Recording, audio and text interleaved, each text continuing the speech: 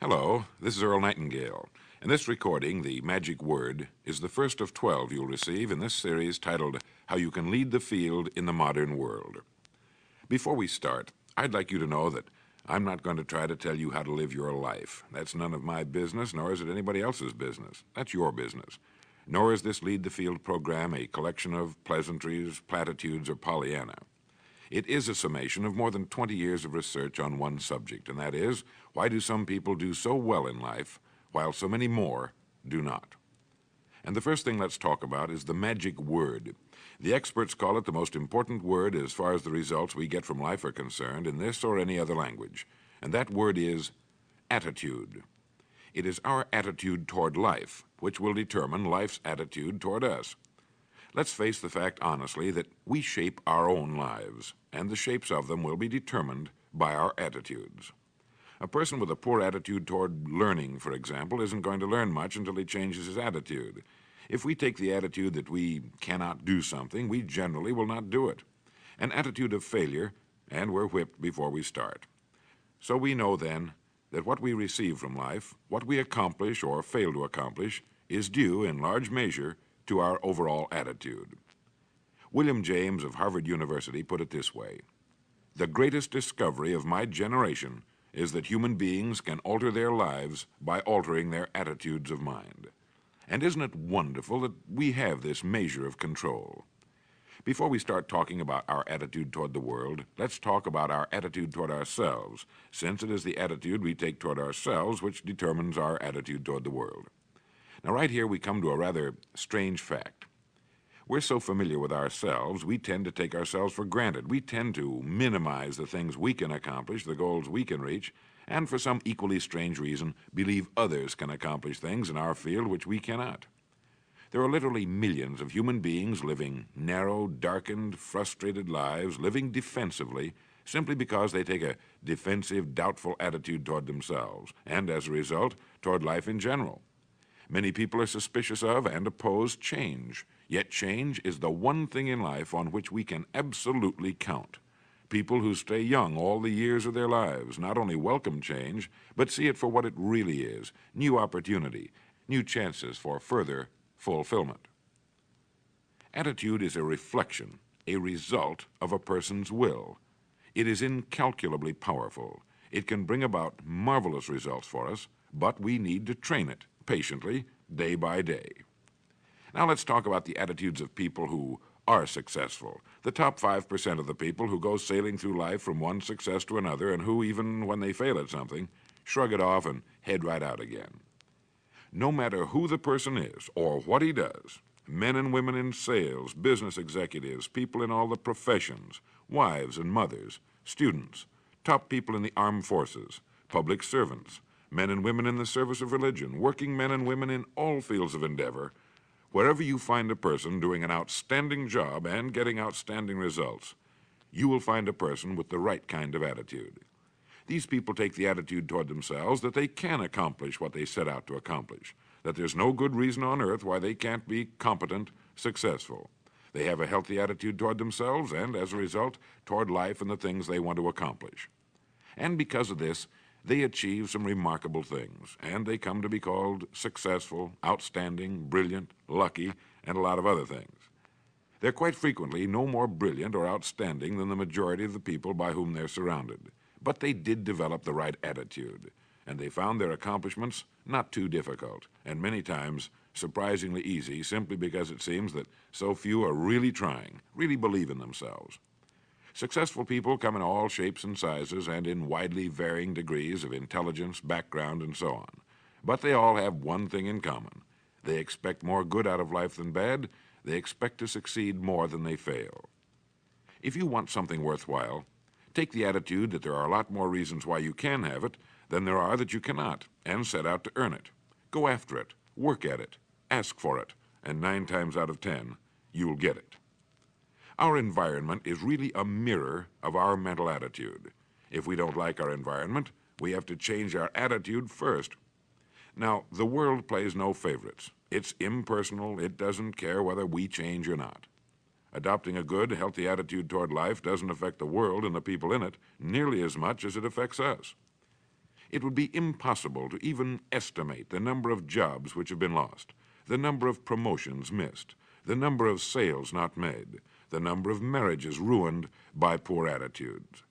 But you can number in the millions the jobs which are held but hated, the marriages which are tolerated but unhappy, all because of people who are waiting for the world and others to change toward them, instead of being big enough and wise enough to at least make a test which will prove beyond any shadow of a doubt where most or at least a big part of the trouble lies.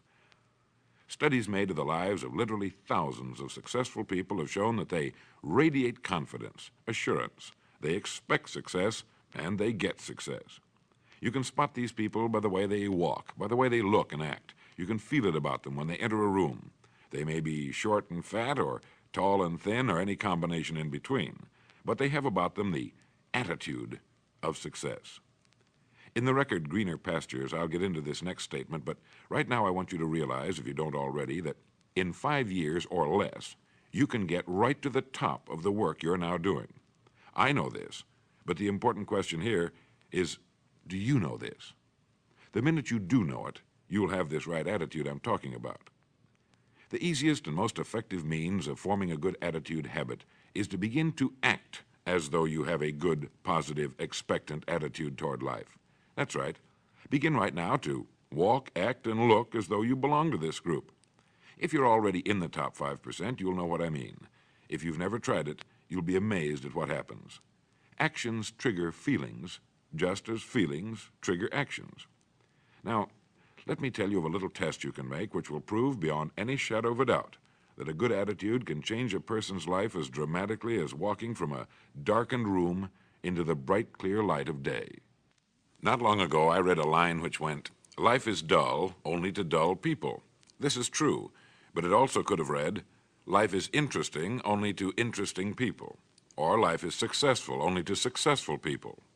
Now, what I'm trying to say is that you must first become, mentally, from an attitude standpoint, that which you wish to achieve. A famous restaurateur was being interviewed by a reporter who asked, "When did you become successful?" He replied, "I was successful when I was sleeping on park benches, because I knew what I wanted to do and that I would do it." In short, his attitude had been one of success, of expecting success, long before the material, the tangible rewards of success had been earned. We'll get into this particular phase of Lead the Field in record number 3, A Worthy Destination. But for now, remember that a person must act, look, and because of these things, feel successful before the success he seeks can come. Chances are you know people who seem to be what others call lucky. All kinds of good and wonderful things seem to happen to them, and they give the impression of happily sailing through life, having a wonderful time, and getting more accomplished in a year than most people do in 5. This has been figured out fairly scientifically, and if anyone will conscientiously go about the test I'm going to recommend, and stay with it every day for the next 30 days without fail, that person can join this small, happy, and extremely productive group of people. He'll find himself becoming lucky, as they say, and most of his problems will pretty well take care of themselves. Of this you can be sure. The results will be nothing short of amazing. Now, it makes no difference how good a person's attitude has been in the past. Anything can be improved upon, and it's the small refinements upon something already good that makes it great. So here's the test. For the next 30 days, act toward the world, everything and everyone with whom you come in contact, with the attitude which represents the kind of results you want to achieve. That is, if the result you want is more success in what you're doing, act as though you are already in possession of the success you seek. If you want others to treat you with admiration and respect, treat others with admiration and respect first. Have you ever stopped to think of this? Every human being on earth is the most important human being on earth as far as he or she is concerned. You may never get anyone to admit it, but it's a fact. So for the next 30 days, treat every person with whom you come in contact as the most important person on earth, remembering as you do so that as far as that person is concerned, he is. Now, the reason I say treat everyone in this fashion is mainly because this is the way human beings ought to treat each other, and because it will help you form a habit that will bring you amazing and delightful results for the rest of your life. Have you ever noticed that the higher you go in any organization of value, the nicer the people seem to become? You see, the bigger the person, the easier it is to talk to him, to get along with him, to do business with him. Do you know why? It's because he's got a good attitude, and people with the best attitudes just naturally gravitate toward the top. So for 30 days, act toward others and the world at large in exactly the same manner you want the world and others to act toward you. Treat your wife or husband as the person he or she really is, the most important person in your life, and the same with the children. Carry out into the world each morning for 30 days the kind of attitude you would have if you were the most successful human being on earth. And notice how it quickly develops into an habitual attitude. When a person does this, he should realize he has already placed himself on the road to what he seeks. He is right now in the top 5% of the people in this or any other country. He has prepared the ground and planted the seed. He has made of himself a magnet, an embodiment of that which he seeks. Before metal can be cast into a desired shape, the mold, the expectant receptacle, must first be fashioned. Before a building can be erected, the excavation must be made and the foundation laid. And before a person can achieve the kind of life he wants, he must become that kind of individual. He must think, act, talk, walk, and conduct himself in all of his affairs as would the person he wishes to become. He is then actually that person, and the things that person would have and do will naturally come to him. Almost immediately, a change will be noticed. Irritations that used to frustrate and annoy disappear. When some less informed individual gives you a bad time, stay on the track. When someone cuts in front of you with his car or acts in any other manner that shows his ignorance and lack of courtesy, don't permit yourself to drop to his level. Pity him, for that's what he really deserves. That's the very group a person doesn't want to belong to. And if he acts like them, well, let's face it, he belongs with them. There's nothing in the world that men, women, and children want and need more than the feeling that they're important, that they're needed and respected. They will give their love, their affection, their respect, and their business to the person who fills this need. So the magic word is attitude. And in summing up, a few points to keep in mind. 1, it is our attitude at the beginning of a task which, more than anything else, will affect its successful outcome. 2, it is our attitude toward life which determines life's attitude toward us. 3, we are interdependent. It is impossible to succeed without others, and it is our attitude toward others which will determine their attitude toward us. 4, before a person can achieve the kind of life he wants, he must become that kind of individual. He must think, act, talk, walk, and conduct himself in all of his affairs as would the person he wishes to become. 5, the higher you go in any organization of value, the better will be the attitude you'll find. 6, your mind can hold only one thought at a time, and since there's nothing at all to be gained by being negative, be positive. 7, the deepest craving of human beings is to be needed, to feel important, to be appreciated. Give it to them, and they'll return it to you. 8, look for the best in new ideas. As someone said, I've never met a person I couldn't learn something from.